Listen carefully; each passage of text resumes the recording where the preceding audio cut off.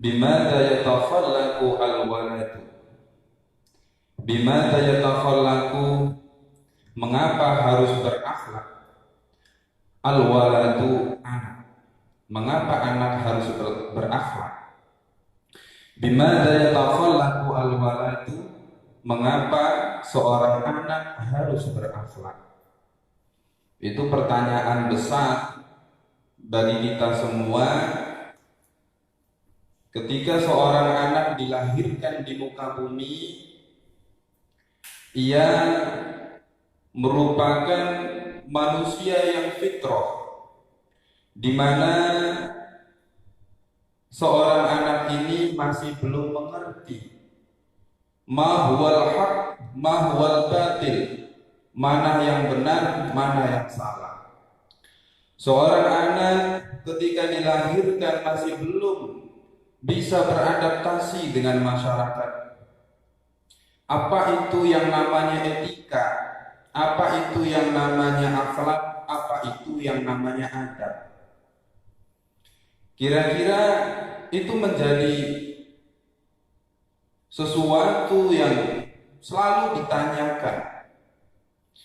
Lalu orang tua, orang yang berada di sekitar lingkungan kita mengajarkan kepada anaknya untuk berakhlak. Lalu pertanyaan seorang anak itu menanyakan, bimada yatakhallaqu al-walad? Mengapa seorang anak harus berakhlak? Ternyata akhlak ini merupakan ruh daripada manusia, di mana kehidupan tidak akan tumbuh baik jika tidak ada akhlak antara satu sama lainnya. Akhlak ini bisa memberikan dampak yang besar, baik bagi maupun bagi kehidupan secara kolektif. Ya. Nah, maka di situ kita lanjutkan, al-awwalu yajibu wajib.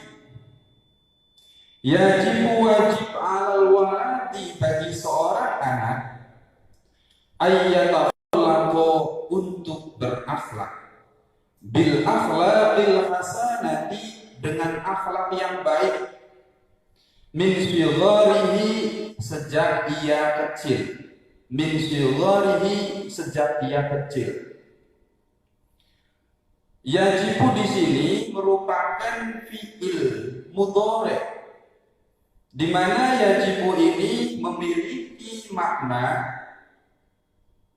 wajib berzaman hal, bukan zaman mustaqbal, berzaman hal, wajib bagi seorang anak untuk berakhlak. Akhlak yang bagaimana? Akhlak al-hasanah, akhlak yang baik. Itu sejak kecil. Sejak kecil dalam arti sejak itu bisa memahami apa itu yang namanya perintah. Kalau semisal seorang anak ini masih belum memahami, artinya belum tamyiz, belum mandiri. Kalau belum mandiri bagaimana? Tidak ada kewajiban bagi seorang anak untuk berakhlak. Yang ada adalah kewajiban orang tua untuk akhlak. Itu beda. Jadi di mana seorang anak ini belum tamyiz, seorang anak ini belum balik, seorang anak ini belum mengerti ma huwal haq wal batil, sebab belum balik, sebab belum tamyiz, maka tidak ada kewajiban untuk berakhlak. Yang ada adalah kewajiban bagi orang tua untuk membentuk akhlak kepada anaknya ini. Nah, bagaimana Mas Adin, bisa?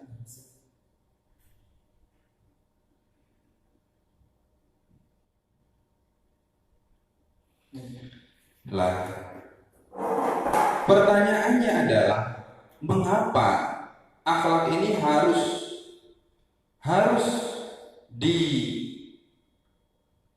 dilakukan oleh seorang anak? Alasannya adalah liya'isha mahbuban fi kibarihi, supaya ia tumbuh menjadi besar, tumbuh menjadi dewasa sebagai anak yang disayangi, sebagai anak yardu anhu rabbuhu wa yuhibbuhu ahluhu wa jami'un nasi, di mana sebab akhlak itu Allah pada akhirnya ridhonya Allah ini akan memberikan dampak positif kepada manusia. Maka seorang pelajar, bila mana dia melaksanakan belajar dan mengamalkan apa yang telah ia pelajari, terutama dalam hal akhlak, maka jaminan Allah akan ridho kepada dia. Kalau Allah sudah ridho kepada dia, maka Allah akan memudahkan kepada dia untuk melakukan sesuatu yang baik, termasuk daripada futuhul ilmi. Maka Allah akan bukakan sumber ilmunya. Kemudian yang selanjutnya adalah wa yuhibbuhu ahluhu, seorang yang berakhlak bila mana melaksanakan, mengamalkan daripada akhlak yang baik, maka ahlinya, keluarganya akan ridho, akan sayang, orang tuanya tambah sayang, ayah ibunya tambah sayang, kemudian saudara-saudaranya tambah sayang.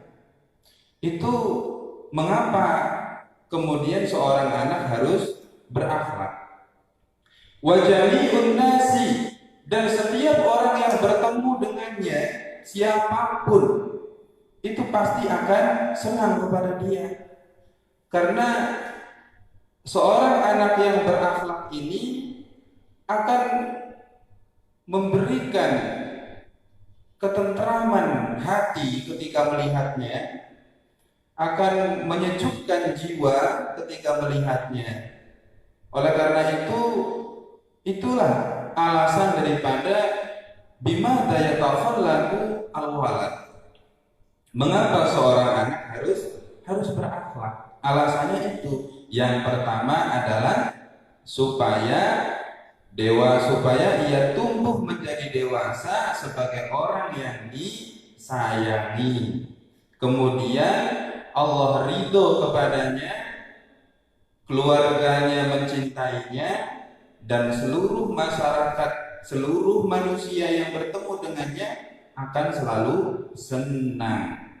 Itu keunggulan orang yang memiliki akhlak. Wasani wa yajibu alaihi, wajib bagi seorang anak aidon, wa yajibu alaihi aidon, wajib bagi seorang anak juga ayyabta'ida, untuk meninggalkan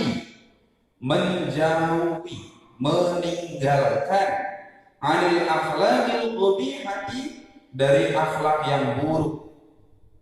Akhlak yang buruk ditinggalkan. Kaila yakuna makruhan, supaya tidak ada orang yang membenci. Ya. La yardu anhu rabbuhu, seorang yang memiliki akhlak buruk, Allah akan tidak ridho kepada dia. Keluarganya juga tidak akan ada yang suka kepadanya. Wala ahadun minan nas, dan tidak ada seorang pun yang suka kepadanya. Itu akibat daripada tidak berakhlak. Berarti poin kita dalam pembahasan ini cukup menarik, di mana dalam kehidupan sehari-hari manusia, khususnya seorang anak yang mana masih belum memiliki pengalaman hidup yang baik, dia ini kadang tidak memahami mengapa harus berakhlak. Bukan soal pahala dan dosa saja. Jadi bagi saya dampak pahala dosa itu dampak yang akan didapat ketika di akhirat, tapi akhlak dan tidak berakhlak juga akan ada dampak ketika seseorang itu masih ada di dunia. Ya. Oleh karenanya antum sekalian jangan kemudian Allah karena akhlak itu kaitannya dengan dosa dan tidak. Bukan hanya itu. Tapi lebih kepada itu. Jadi akhlak ini ada dampak di dunia, ada dampak di akhirat. Seorang yang berakhlak baik, dampaknya ketika di dunia adalah disukai oleh orang sekitarnya, disukai oleh ayah ibunya, pasti akan membanggakan seorang ayah, seorang ibu. Kemudian dampak di akhirat adalah dia akan mendapatkan pahala, ya, akan mendapatkan pahala. Jadi kaitannya dengan akhlak itu bukan hanya berkaitan dengan gorodul ukhrawi, tapi ada gorodul dunyawi. Bukan hanya tujuan akhirat saja, tapi berakhlak itu ada dua tujuan yang hendak itu dituju. Yang pertama adalah tujuan, yang kedua adalah tujuan ukhrawi. Tujuan duniawinya apa?